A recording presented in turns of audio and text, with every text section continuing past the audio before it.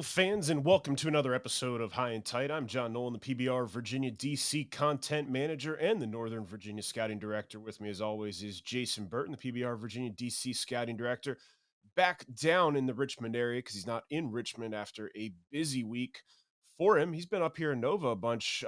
Jason, any highlights from your travels this week? Traffic. Traffic's always the best, and we've got some spectacular stuff up here, right? Yeah, no, it's the best. I love it. What could be better than sitting on an interstate that's 70 miles an hour and doing 20, right? Anything in life, literally anything. This is something I agree with you on. All right. In this episode, we're going to name a team of the week, a player of the week. We're going to take a quick look at the upcoming rankings updates for the class of 2026, and we're going to recap our VISAA and DCSAA state champions. One quick note before we get into the meat of the pod this week. Last Wednesday, Burton and I had a chat about the VISA semifinals on Twitter Spaces. This is the first time that we have actually used Twitter Spaces. We wanted to give it a test run. We actually thought it went pretty well. It allows us to be a bit more spontaneous in the moment. We're honestly a little less organized, which sometimes means we're going to speak in circles, but it is what it is. Um, Look for us to do this a little bit more here in the coming weeks as the VHSL playoffs progress. Spaces is honestly where we are most likely going to preview and discuss region tournament brackets as they come out. Updates coming probably here as we move towards region semifinals. And a lot of that's got to do with the fact that the region tournament brackets get released in a very staggered nature.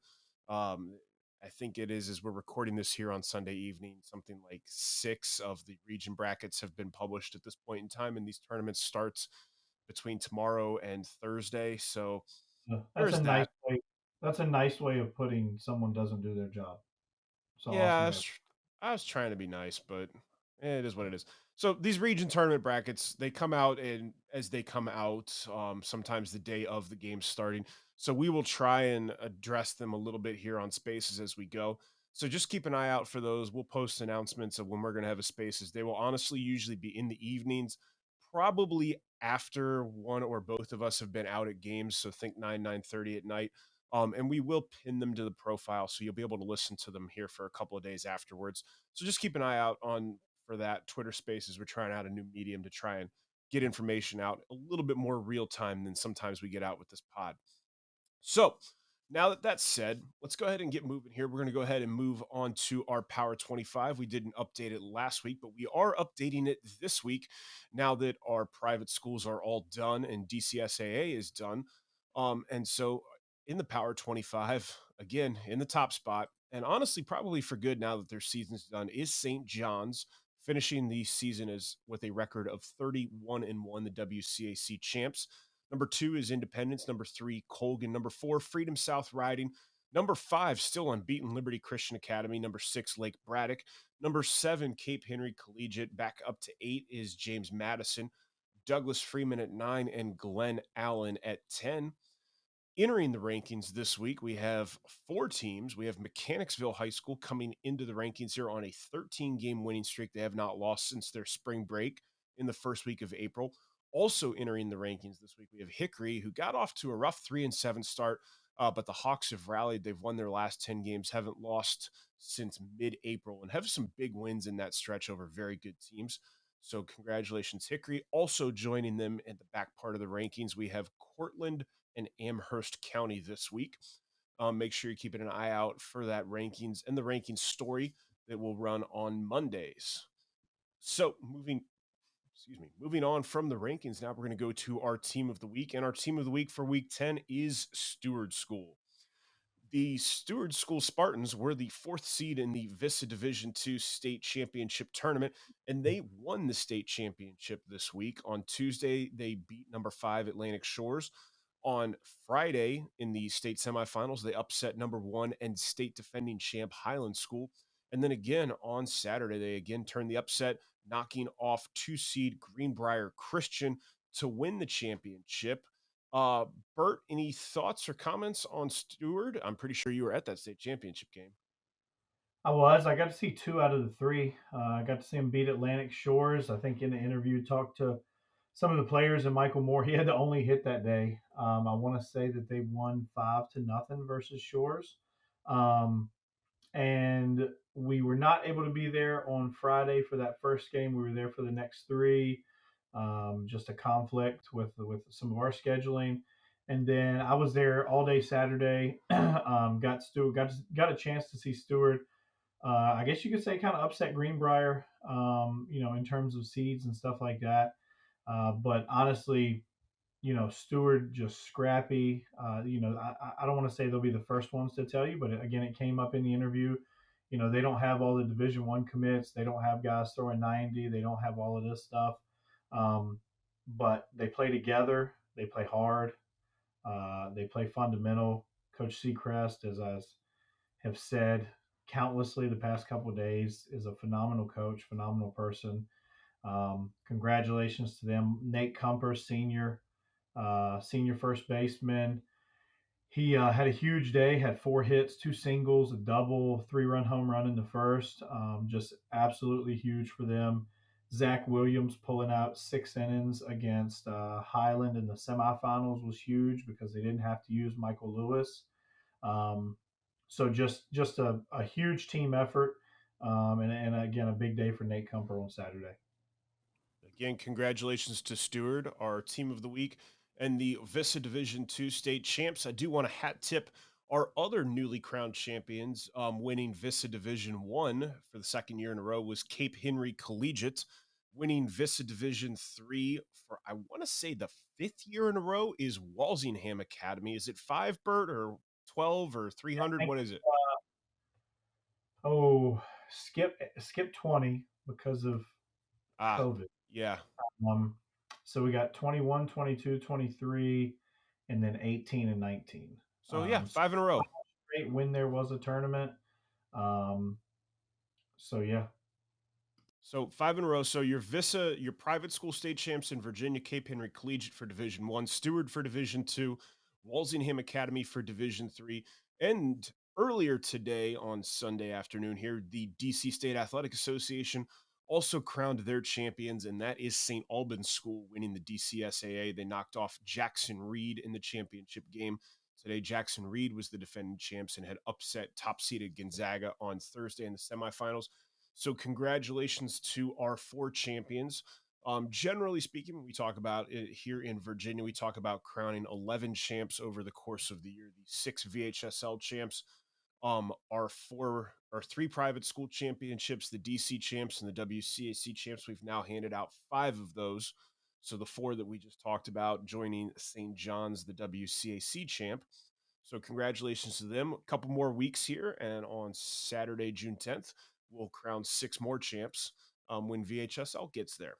So let's go ahead and move on from team of the week, and let's go ahead and talk about individuals here. You already mentioned Kumper, who was a close runner-up on this, but we've got a different guy who was our player of the week, and our player of the week for week 10 is Kyle Johnson. Johnson is a Riverside senior left-handed pitcher. He is a Duke commit. He was a PBR Super 60 participant in February. Kyle was dominant in his start on Wednesday in the Potomac District semifinal game against Woodgrove, clinching his team's region tournament berth. Riverside, the defending Region 5D champions, punching their ticket to go back. Johnson struck out 12 while walking just one guy and tossing a 5 inning no hitter in their 10-0 win. Was pretty special. Bert, you were out at that game, and I remember you texted me in the second inning. You said, "Oh my God, this is electric." Um, what else you got to add to Johnson's outing there? no, it was he came out with a ton of energy, attacked with pace. He was really good, really sharp the first 2 innings. Arguably the sharpest that I've seen any arm all year in the first two. Honestly, he came out in the third and he was a little bit scattered. He had a little bit longer inning, was going deeper in counts, throwing a few more pitches. He had almost kind of lost that edge and had kind of come back down from outer space in those first 2 innings. but he got through it obviously, and still managed his way through it. They had a very long bottom of the third. I think they scored 9 runs. It's like a 30-minute bottom of the third. So I was really interested to see how he came out in the fourth after that long delay, after he had already kind of lost that edge a little bit. And he came out in the fourth, and I think it was the only pitch of the day. He was 89 that first pitch after that long delay. Next pitch, he was 90. The pitch after that was 92. Good morning, good afternoon, good night. Punch out. And from there, he just continued to climb. He kind of got that energy and that edge back, and he was absolutely electric. Okay, again, congratulations to Kyle. We wish them the best of luck here in the upcoming region tournament. We did try to have a chat with Kyle for this episode, but there were some technical issues and unfortunately it didn't work out. I do want to take a second to thank him for trying to find the time and trying to make it work. I know that's not easy. So, again, thank you, Kyle, for trying. Congratulations and good luck here in the next couple weeks to Riverside. Let's go ahead and move on. We've been updating rankings. We've done the 24s, we've done the 25s, and that now moves us on to the class of 2026 rankings. Our updated rankings are going to start rolling here on the website this week. Keep an eye out for that as the week goes on that website. We are not going to go as deep and detailed into the rankings here as we did with the 24s and 25s. And part of that is the 26s are freshmen. So we have a smaller pool of guys involved in the rankings at this point in time. So we don't want to talk about everything here, but what we can say right now is that staying in the top spot in our class of 2026 rankings is Gonzaga shortstop and Duke commit Bryant James. We've talked about James a few times over the last week, so we don't want to elaborate on him too much here. But Bird, is there anything you want to add about James staying in the top spot real quick? No, I mean, again, we've talked about it at length, but I mean, really, especially for freshmen, it's projection, right? Like it's projection over present ability. He honestly has probably the best, or he has the best combination of both. He has present tools, he can run, he's physical, he's athletic. Um, in addition to that, he has a chance to play a premium position, where some of those other arms that are higher up in the 25, in the 26 rankings right now are right-handers. Um, and I know that you and I have talked about this at length, but just the value of a right-handed arm, long-term projection, ranking value, next level, all that stuff, um, has diminished over time. Um, so just him being able to play a premium position, and him having some present tools and his athleticism and all just obviously kind of elevates him above everyone else. Yeah. And generally, what he's trying to say, guys, is when we're talking about premium positions, we're talking elite shortstops who can stay at shortstop, catchers, left-handed pitchers, right-handed pitchers, corner infielders, even really outfielders, unless they're super athletic center field type, tend to be a little bit below those other guys when we're thinking long term rankings. Because I mean, your shortstops can always move to other positions. Lefties are harder to find than right-handed pitchers and all that. So a shortstop who has a chance to potentially stick at shortstop is always going to be ranked a little bit higher long term than a right-handed pitcher. But it is still very early for this class. These kids are just wrapping up their freshman year. It's a long way to go with these rankings. So again, congratulations to Bryant James staying in the top spot. Keep your eyes out on the website here in the coming week for the updated rankings as we will continue to expand them as we go. Um, Bert, any other general notes right now on this, or are we going to roll this podcast here in a reasonable amount of time for a change? Yeah, I mean, I think the very last thing I'll say about the rankings is, like you said, we had 25. We are going to expand to 50. Um, the biggest thing is like everybody gets upset about rankings, and for again, that's everyone's opinion. Um, However, especially with freshmen, it is really, really tough because there may be a kid that is very, very good that we haven't seen. We don't base our rankings off of events. They are identifiers for us, for maybe we haven't seen them. And especially for freshmen, because the vast majority of freshmen, 90% of freshmen at least, do not play varsity. And so we don't get an opportunity to see them during high school. They may have been 75, 76 mile an hour pitcher in the fall when we saw them, and now they've climbed up to 83. Well, if we haven't seen them, it's tough for us to know that. Yeah, and to his point, I think, and just to update our counter, Our staff has been out to 154 games. We've seen 147 total teams around the Commonwealth and DC so far this year. But I mean, personally, I think I've seen at all of these games or varsity games, I've seen maybe 10 total freshmen across the games that I've been to.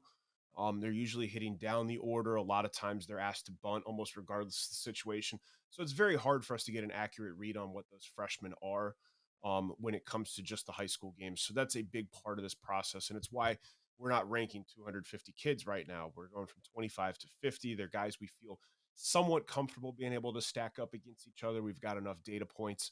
And as we continue to move forward, as that class of 2026 ages from freshman to sophomore to junior year, we will continue to grow the rankings and tweak them.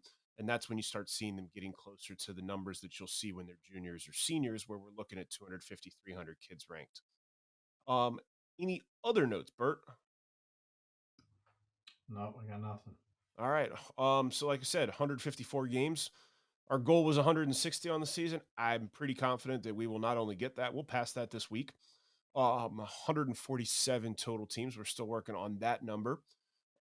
And as we go forward here, make sure you're following us on all of our socials. Burton is at K's All Day 19. I am at PBRVADC underscore Nolan. The ground forces are at PBRMAGF. And then obviously, the main feed at PBR Virginia DC.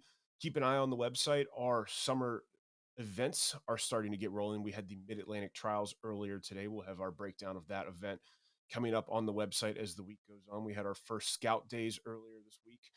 So keep an eye on Scout Day Central as we continue to roll through those, as we're cycling through our travel programs.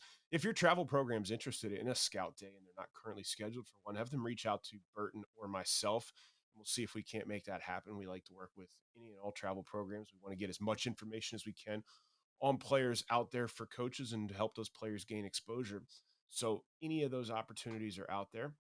And again, that's going to do it for us here today. Keep an eye out for Twitter Spaces, and then we will see you guys next week, and we'll see you out there.